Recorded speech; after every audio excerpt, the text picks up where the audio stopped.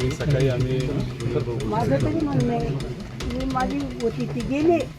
पण अशा घटना ते घडू नये आणि ज्या काही बिचाऱ्या शेतस्या शिक्षणाला पोरे लागेल तेच नाव काय आता येऊ देऊ नका अशा घटना जर घडताय तर कशा लहानच्या मोठ्या करतील मुली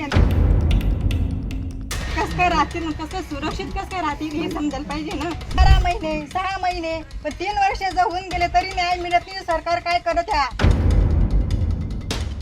अशा घटना जर जगामध्ये घडत कसं काय राहतील मुली कसं काय स्त्रिया कसं काय राहणार जगामध्ये तो माणूस बिचारा अपंग असून बोलत नाहीये याच्यामुळे त्याने संधी घेतली ना गरिबाची याच्याकडून काय होणार आहे बा असं त्याने हेच पाहिलं काल घडली असं आम्हाला तिथं कळलेलं आहे आणि ह्या घटना रोज घडत चाललेल्या आहेत पण आता एक तुम्ही जाणून घ्या जेव्हा या जिल्ह्यामध्ये या तालुक्यामध्ये घटना घडली होती लाखो लोक रस्त्यावर आले होते पण आता हे रस्त्यावर येऊन लढणाऱ्या लोकांना सुद्धा शंका वाटायला लागली की आपल्याला न्याय मिळू शकत नाही मग लढायचं कशाला मग उद्या जर लोकच म्हणायला लागली लढायचं कशाला मग गरिबाला न्याय सरकार देत नसेल तर मग देणार कोण त्यामुळे कुठं ना कुठं तरी आपल्याला लोकांना सुद्धा आश्वासित करावं लागेल एक चांगला कायदा आणून नाही आपल्याला न्याय देता येता आणि आपण तो देऊ शकतो आता इथं सुद्धा लोक म्हणतात की खरंच मिळणार आहे का आता त्या मुलीची आईच जर म्हणत असेल तिला जर प्रश्न वाटत असेल नाही मिळणार का तर मग हे कुठं ना कुठेतरी योग्य नाही आणि फास्ट ट्रॅक कोर्ट हे फास्ट नाव असलं तरी बरेच लोक याला स्लो ट्रॅक कुठेतरी कोर्ट तिथं म्हणतात म्हणजे एखादा जज तिथं आल्यानंतर खरं तर निकाल दिवस तर तो बदलला नाही पाहिजे पण या मुलीच्या बाबतीत जी दुर्दैवाने मृत्यू पावली ती मुलगी तिच्या केसच्या बाबतीत 2 जज येऊन गेलेले आहेत म्हणजे आधीच्या जजनी सगळं ऐकलं आणि मग ते बदली होऊन गेल्या आता दुसरे आले त्यांना परत सगळं सांगायचं म्हणजे फास्ट ट्रॅकमध्ये एक जज आला विषय संपला आणि पुढे जावा असं कुठेतरी आपण विचारात घेऊन कायदा आणला पाहिजे मराठा कमिटी स्थापन दादा साधारण बघायला गेलं या साधारण या पीडित कुटुंबाच्या बघायला गेल्यावर वडील अपंग आहे आईला मेजर आजार आहे आणि अद्याप त्यांना खाण्याची खूप वाईट परिस्थिती आहे आपण देखील सांगितलं होतं की उद्यापर्यंत आम्ही आमच्या पद्धतीनं घर बांधण्याचं देखील आश्वासन दिलेलं आहे नाही काय झालं की इथं बोलत असताना आजीबाई डोळ्यात पाणी आणून माहिती या मुलीची आजी प्रामाणिकपणे त्या बोलत असताना माझ्या नातीला न्याय द्या असं त्या सांगत होत्या पण त्यांचं असंही मत आलं की माझी नात तर गेलीच तिला न्याय मिळालंच पाहिजे त्या नराधमाला फाशी झालीच पाहिजे पण डोळ्यात पाणी आणून ज्या मुलांनी इथं पोलीस जेव्हा त्या नराधमाला घेऊन आले होते तेव्हा चिडून त्या गाडीवर ठीक आहे भावनिक लोक असतात दगडं मारली तर त्या आजीली प्रामाणिकपणे इथं असणाऱ्या लहान मुलांच्या प्रती भावना चांगली ठेवून म्हणाले की त्यांच्या केसेस मागे घेतल्या पाहिजे त्याच्याचबरोबर त्या मुलीची आई बोलत असताना अक्षरशः चिडून त्या महिला बोलत होत्या की त्यासुद्धा आजारी असतात त्यांचे पती आजारी आहेत आम्ही अशा घरात राहतो तशा घरात राहतो आणि तिथं म्हणजे तिथं राहण्याची सुद्धा परिस्थिती भाड्यावर राहतात त्यामुळे आम्हीसुद्धा कुठल्या तरी मुलीचा बाप आहोत आम्ही सामाजिक कार्यकर्ते आहोत त्यामुळे आम्ही सर्वजण मिळून उद्यापासूनच जिथं सरपंच सांगतील तिथं जिथं जागा असेल या गावात आणि तो परिवार सांगेल तसं आपण लोकांशी बोलून उद्यापासूनच आम्ही इथं सिमेंट आणि स्टील आणि ह्या सगळ्या गोष्टी पाठवून त्यांना जसं पाहिजे तसं ते घर हे करू शकतात म्हणजे इथं कुठेतरी सहानुभूती हा विषय नाही पण हा परिवार लढतोय हा 3 वर्ष झालं ते हा परिवार लढतोय तर मग या परिवाराच्या पाठीमागे राहणं महत्त्वाचं आहे दादा महाराष्ट्रामध्ये महिला घराबाहेर पडताना खरं तर आता त्यांना असुरक्षित वाटू लागलेले आहे कारण की अशा घटना या दिवसेंदिवस वाढत चाललेल्या आहे गोंडगावच्या घटनेनंतर पुन्हा पुण्यामध्ये तशी घटना घडते कारण आरोपींना त्या ठिकाणी तात्काळ शिक्षा होत नाही म्हणून कुठेतरी हिंमत लोकांची वाढत चालली असे कृत्य करणाऱ्यांची काय सांगाल याविषयी नाही कृत्य करायची हिंमत तर वाढत चालली आता तुम्ही बघा काल परवा एका मंत्र्याचे OSD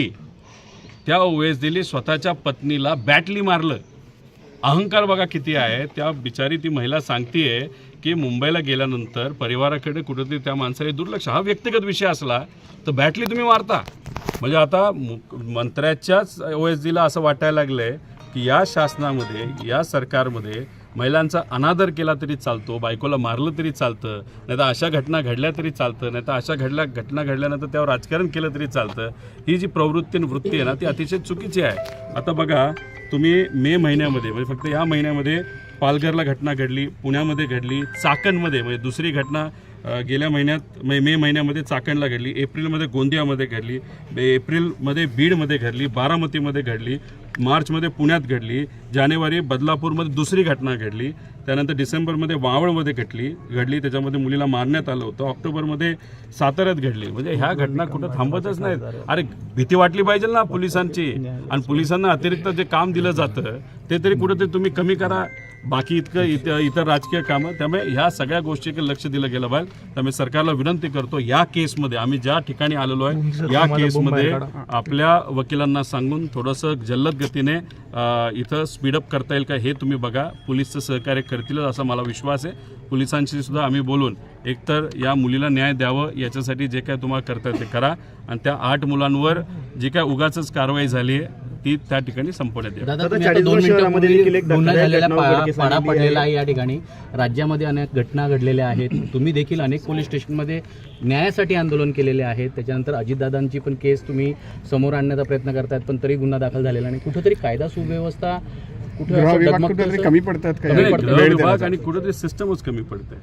आता तुम्ही बघा, इथं असणारे सरपंच यांनी तहसीलदार आणि मोजणी अधिकाऱ्याला सांगून ती जागा मोकळी करा, आम्हाला यांना घर द्यायचं आहे. 3 वर्ष झालं फॉलोअप चालला आहे, पण सिस्टम कुठेतरी कमी पडते. तहसील असू द्या, मोजणी अधिकारी असू द्या, नाही तर पोलीस असू द्या, नाहीतर हे शासन असू द्या. कसं असतं की शासन काम करत असताना शासनाने जर दाखवून दिलं नो नॉनसेन्स, म्हणजे महिलांच्या बाबतीत जर कुठंतरी एखादी घटना घडली तर सरकार हे खपून घेणार नाही, तिथं कुठंतरी आपण ॲक्शन घेऊ, तर मग कुठेतरी एक विश्वास पोलिसांमध्ये सुद्धा वाढतो. आता तुम्ही बघा, मी उद्या बुलढाण्याला आहे, बुलढाण्याचा जो कोणी आमदार आहे ते जे काय बोलला ते तुम्ही जर ऐकलं असेल, आई बहिणींवरनं शिव्या दिलेल्या आहेत खालच्या लेवलला जाऊन. अरे दुसऱ्याच्या घरच्या लोकांवर बोलायला तुला काय अधिकार आहे? आणि मग त्याच्यात तलवार इकडं घालतो तिकडं घालतो असं बोलून, आणि त्याच्यावर जर कारवाई होत नसेल